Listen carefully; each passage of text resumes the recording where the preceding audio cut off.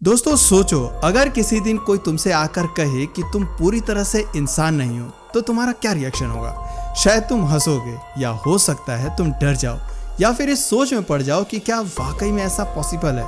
वैसे modern science की माने तो इंसान के डीएनए में अलग अलग स्पीशीज के जीन्स हो सकते हैं, लेकिन क्या ये कहानी यहीं खत्म हो जाती है या फिर हमारी नसों में बहता खून किसी भूली बिसरी सिविलाइजेशन का राज छिपाए हुए है। एक ऐसी सिविलाइजेशन जो हजारों साल पहले समुद्र की गहराइयों में खो गई। इसे अनसुलझे सवाल से शुरू होती है हमारी आज की कहानी। एक ऐसे सिविलाइजेशन की दास्तां जिसके एग्जिस्टेंस पर न सिर्फ इतिहास के पन्ने बल्कि पूरी इंसानियत की ओरिजिन की कहानी टिकी हुई है। आज हम बात करेंगे द लॉस्ट कॉन्टिनेंट ऑफ मू की। दोस्तों 19th सेंचुरी के एंड में जब दुनिया इंडस्ट्रियल रेवोल्यूशन से गुजर रही थी तो इतिहासकारों और आर्कियोलॉजिस्ट के बीच एक अजीब सी चर्चा शुरू हुई। यह चर्चा थी मू की, एक ऐसे कॉन्टिनेंट की जिसके बारे में कोई सॉलिड प्रूफ नहीं था। ऑगस्टस ले पॉन्जन जो कि एक एसेंट्रिक आर्कियोलॉजिस्ट थे, उन्होंने अपनी लाइफ युकाटन की माया रूइंस को स्टडी करने में लगा दी। वो हमेशा से आर्ग्यू करते थे कि माया सिविलाइजेशन इजिप्ट से भी पुरानी है, लेकिन उनका सबसे बड़ा क्लेम था कि माया टेक्स्ट में एक ऐसी सिविलाइजेशन का जिक्र है जो नॉन हिस्ट्री से भी पहले थी और उसका नाम था मू। ली पॉन्जन का मानना था कि ये सिविलाइजेशन समुद्र में डूब गई और उसके बचे खुचे लोग दुनिया भर में फैल गए, लेकिन उनके पास इसका कोई सॉलिड एविडेंस नहीं था, बस कुछ क्रिप्टिक माया इंस्क्रिप्शंस थे। इसलिए उनकी बातें जल्दी ही दबा दी गई और ली पॉन्जन की थ्योरीज को भी लगभग भुला दिया गया। लेकिन 1926 में जब ब्रिटिश राइटर और इन्वेंटर जेम्स चर्चवार्ड ने द लॉस्ट कॉन्टिनेंट ऑफ मू के नाम से एक बुक पब्लिश की तो एक बार फिर से लोगों के बीच इसे लेकर चर्चा शुरू हो गई। चर्चवार्ड ने अपनी बुक में ये क्लेम किया कि उन्होंने इंडिया में एक मंदिर के पुजारी के पास एंशिएंट स्टोन टैबलेट्स देखे थे जिन पर नागा माया लैंग्वेज में कुछ लिखा हुआ था। उन टैबलेट्स पर क्या लिखा है ये जानने के लिए चर्चवार्ड ने पुजारी से ये लैंग्वेज सीखी और टैबलेट्स को पढ़ा। उन पर लिखा था मू वो जगह है जहाँ से इंसान की उत्पत्ति हुई है। चर्चवार्ड के मुताबिक मू एक विशाल कॉन्टिनेंट था जो पैसिफिक ओशन में फैला हुआ था। यहाँ 64 मिलियन लोग रहते थे, 7 मेजर सिटीज थी और कॉलोनी दूसरे कॉन्टिनेंट तक फैली हुई थी। चर्चवार्ड के अकॉर्डिंग मू के लोग नाकाल कहलाते थे। उनकी सोसाइटी में इक्वालिटी थी, एक ही रिलीजन था और गवर्नमेंट सेंट्रलाइज थी। मू के लोग एस्ट्रोनॉमी, आर्किटेक्चर और स्पिरिचुअलिटी में इतने आगे थे कि आज भी उनके कुछ मिस्ट्रीज साइंटिस्ट सॉल्व नहीं कर पाए हैं। लेकिन फिर अचानक करीब 12,000 साल पहले एक ही रात में अर्थक्वेक और वोल्केनिक एरप्शन से ये पूरी सिविलाइजेशन समुद्र में डूब गई। 64 मिलियन लोग, उनकी सिटीज, टेम्पल सब गायब हो गए। चर्चवार्ड ने लिखा है कि मू के डूबने के बाद उनके बचे हुए लोग दुनिया के अलग अलग हिस्सों में फैल गए और उन्होंने नई नई सिविलाइजेशंस की नींव रखी, जैसे इजिप्ट, मेसोपोटामिया और मेसो अमेरिका। वैसे दोस्तों चर्चवार्ड अकेले नहीं थे जिन्होंने मू के बारे में क्लेम किया था। विलियम निवेन नाम के एक मिनरलॉजिस्ट ने मैक्सिको में 100 से ज़्यादा मिस्टीरियस टैबलेट्स की खोज की थी। निवेन के मुताबिक ये टैबलेट्स उसे सैन मिगुएल अमांटला में मिले थे। इनका पैटर्न और सिंबल्स चर्चवार्ड की टैबलेट से मिलते जुलते थे। इवन ये टैबलेट्स उसी लैंग्वेज में थी जिसे चर्चवार्ड ने पढ़ा था। बट क्या ये पॉसिबल है कि निवेन के टैबलेट्स भी मू सिविलाइजेशंस के ही लोगों ने लिखे थे? वैसे ये टैबलेट्स के अलावा पैसिफिक ओशन के नीचे छुपे स्ट्रक्चर और मॉन्यूमेंट्स भी मू के होने का सबूत देते हैं। ईस्टर आइलैंड के मोआई स्टैचूज जिनकी बनावट और साइज आज भी लोगों को हैरान कर देती है, चर्चवार्ड के हिसाब से मू सिविलाइजेशन के ट्रेसेस थे। मोआई स्टैचूज के ओवरसाइज्ड हेड्स और मैसिव बॉडीज वोल्केनिक टफ से बने हैं। इनके बारे में रापा नुई लोग कहते हैं कि ये स्टैचूज उनके एंसेस्टर्स की याद में बनाए गए थे। लेकिन उनके एंसेस्टर्स कौन थे? क्या वो मू लोग थे? और मोआई स्टैचूज को उनकी जगह तक कैसे पहुंचाया गया? ये सवाल आज भी लोगों के लिए एक मिस्ट्री बनी हुई है। वैसे दोस्तों रापा नुई की ओरल ट्रेडिशन कहती है कि ये स्टैचूज खुद चलकर अपनी जगह पहुंचे हैं, लेकिन रिसर्चर्स का कहना है कि इन स्टैचूज को यहाँ तक पहुँचाने के लिए रोप्स और रॉकिंग मोशन का इस्तेमाल किया होगा या फिर लॉग्स पर रोल करके इन्हें यहाँ लाया गया होगा। जबकि चर्चवार्ड का मानना था कि ये स्टैचूज स्पिरिचुअल पावर से इन्वॉल्व्ड थी। ईस्टर आइलैंड के कुछ लोकल्स कहते हैं कि मोआई में माना नाम की स्पिरिचुअल एनर्जी थी जिससे ये खुद चल सकते थे। कुछ रिसर्चर्स ने एक्सपेरिमेंट्स भी किए कि रोप्स और मैन पावर से इन्हें कैसे मूव किया जा सकता है, लेकिन कोई भी थ्योरी पूरी तरह से साबित नहीं हो पाई। मोआई के अलावा ईस्टर आइलैंड पर ऐसे पेट्रोग्लिफ्स और सिंबल्स भी मिले हैं जो पॉलिनेशिया, साउथ अमेरिका और एशिया की एंशिएंट आर्ट से मिलते जुलते हैं। दोस्तों, क्या ये सारी चीज़ें मू के लोगों के माइग्रेशन का प्रूफ हैं? ईस्टर आइलैंड के अलावा दुनिया के अलग अलग हिस्सों में पिरामिड्स का होना भी मू थ्योरी को सपोर्ट करता है। इजिप्ट, मैक्सिको, चाइना, हर जगह पिरामिड्स की बनावट और प्रिंसिपल्स लगभग एक जैसे हैं।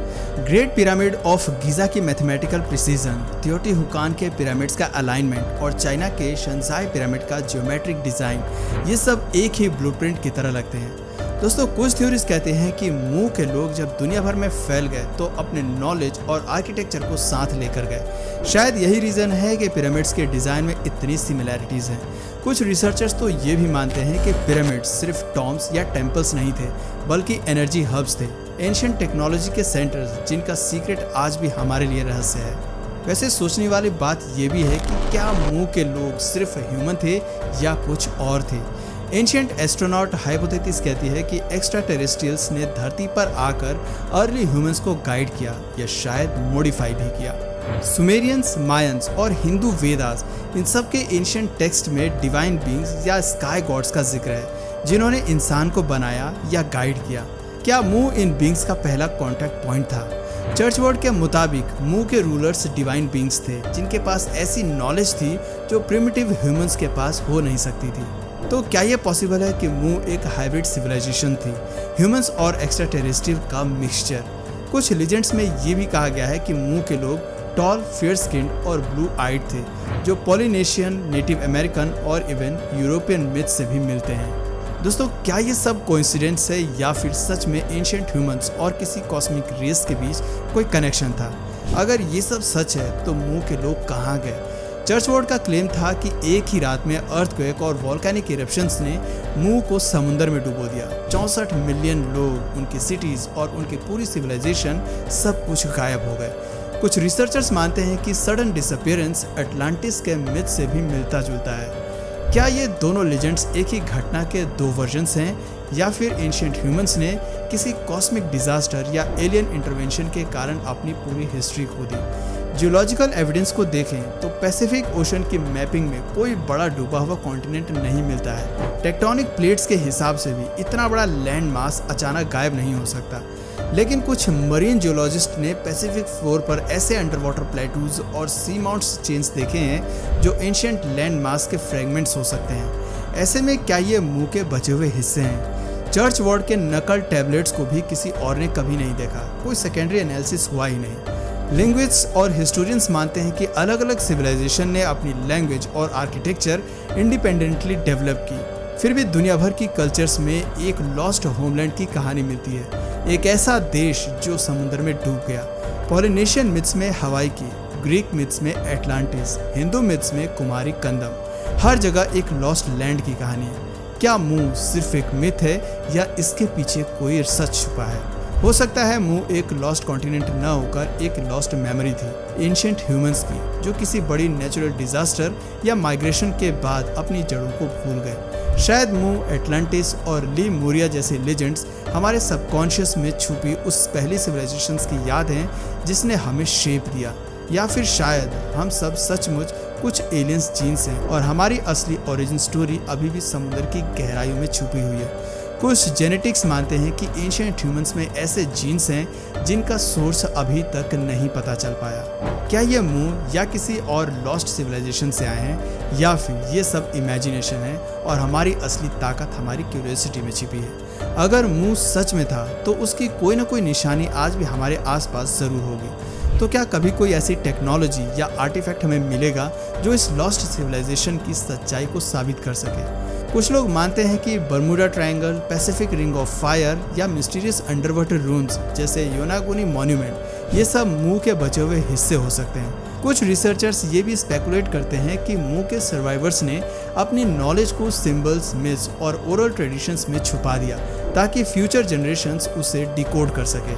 शायद यही वजह है कि दुनिया भर की कल्चर्स में फ्लड मिथ, संकन लैंड्स और डिवाइन एंसेस्टर्स की कहानियाँ मिलती हैं। कई पोलिनेशियन और पैसिफिक लीजेंड्स में बताया गया है कि उनके पूर्वज एक विशाल भूमि से आए थे जो अब समुद्र में डूब चुकी है। कुछ डीएनए स्टडीज भी हिंट करती हैं कि पॉलिनेशियन, साउथ अमेरिकन और साउथ एशियन पॉपुलेशंस में कुछ शेयर्ड जेनेटिक्स मेकर्स हैं जो शायद एक प्राचीन कॉमन ओरिजिन की ओर इशारा करते हैं। लेकिन साइंस अभी भी इस पजल को पूरी तरह से सॉल्व नहीं कर पाई है। हर नई डिस्कवरी, हर नया मिथ हमें मुंह के रहस्य के और करीब ले जाता है, लेकिन सच्चाई अभी भी हमसे बहुत दूर है। अब सवाल हमारे सामने है, क्या हम पूरी तरह से इंसान हैं या फिर हमारी नसों में किसी लॉस्ट सिविलाइजेशन या शायद किसी और दुनिया के जीन्स बह रहे हैं। मुंह की कहानी हमें सिखाती है कि इंसान की क्यूरियोसिटी और इमेजिनेशन की कोई सीमा नहीं। जब तक हम सवाल पूछते रहेंगे, नए सीक्रेट सामने आते रहेंगे। शायद एक दिन हम सच में जान पाएंगे कि हमारी असली ओरिजिन स्टोरी क्या है। तब तक मून, एटलांटिस और बाकी लॉस्ट वर्ल्ड्स हमारे सपनों और कहानियों में जिंदा रहेंगे। तो दोस्तों, आपको क्या लगता है, क्या सच में कभी धरती पर ये लॉस्ट सिविलाइजेशन एग्जिस्ट करती थी या ये सिर्फ इंसानों की इमेजिनेशन की उपज है? नीचे कमेंट सेक्शन में ज़रूर बताइए। और अगर इस वीडियो से आपको कुछ नया जानने या सीखने को मिला या फिर इंटरेस्टिंग लगा तो प्लीज़ इस वीडियो को एक लाइक करके अपने फ्रेंड्स और फैमिली में से ज़रूर शेयर करें। और यदि आप इस चैनल पर नए हैं तो प्लीज़ इस चैनल को सब्सक्राइब करके बेल नोटिफिकेशन आइकन को ऑन कर लीजिए ताकि हमारे आने वाले वीडियोस आप मिस ना करें। मिलते हैं फिर किसी वीडियो में नए टॉपिक के साथ। तब तक के लिए नमस्कार।